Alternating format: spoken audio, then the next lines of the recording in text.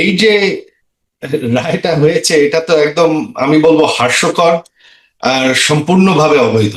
আপনার এই আহ, বাংলাদেশের যে সরকার, এটা অনির্বাচিত, অসাংবিধানিক এবং সম্পূর্ণভাবে অবৈধ। তারপরে এই যে আন্তর্জাতিক ক্রাইমস ট্রাইব্যুনাল, এটা বানানো হয়েছিল আপনার 71-এর যুদ্ধাপরাধীদের বিচার করার জন্য, সেই 73 সালে বানানো হয়েছিল। এখানে দ্রুত বিচার করার জন্য তাদের আইন সংশোধন করতে হয়েছে। আইন সংশোধন শুধুমাত্র সংসদ পারে, আর বাংলাদেশে এখন কোনো সংসদ নাই। তো তারা অবৈধভাবে আইন সংশোধন করে বিচার করতে, দ্রুত বিচার করেছে। এই বিচারে এই আদালতে 17টি জাজকে তারা সরিয়ে দিয়েছে, বের করে দিয়েছে। তারা একজন জাজ বসিয়েছে যে কোনোদিন কোনো বেঞ্চে বসে নাই। তিনি আমার মার বিরুদ্ধে বাজে কথা বলেছেন।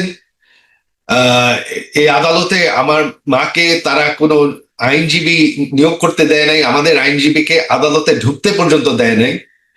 তারা নিজেদের একজন আইনজীবীকে দিয়েই আমার মার পক্ষে দাঁড়িয়ে দিয়েছে।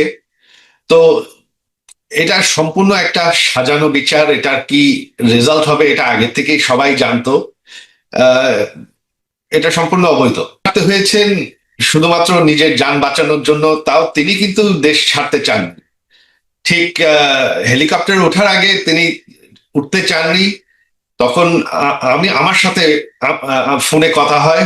আমি ওনাকে বলি যে না, তুমি বের হয়ে যাও, কারণ তখন যে পরিস্থিতি ছিল, তারা গণভবনের উপর হামলা করছিল। আহ, আর আপনার অস্ত্র নিয়ে তারা হামলা করছিল।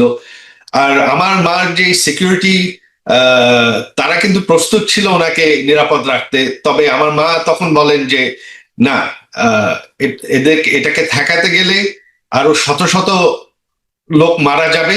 আমি সেটা চাই না, আমি তাদের রক্ত আমার হাতে চাই না। সে কারণে তিনি বললেন যে ঠিক আছে। আমি ওনাকে বুঝালাম তুমি চলে যাও। এটা তো অবশ্যই পরিকল্পনা। এটা তো ইউনুস নিজেই নিউ ইয়র্কে নিজেই খুব গর্ব করে এটা বলেছেন যে এটা ছিল একটা মেটিকুলাস ডিজাইন, তিনি বলেছেন।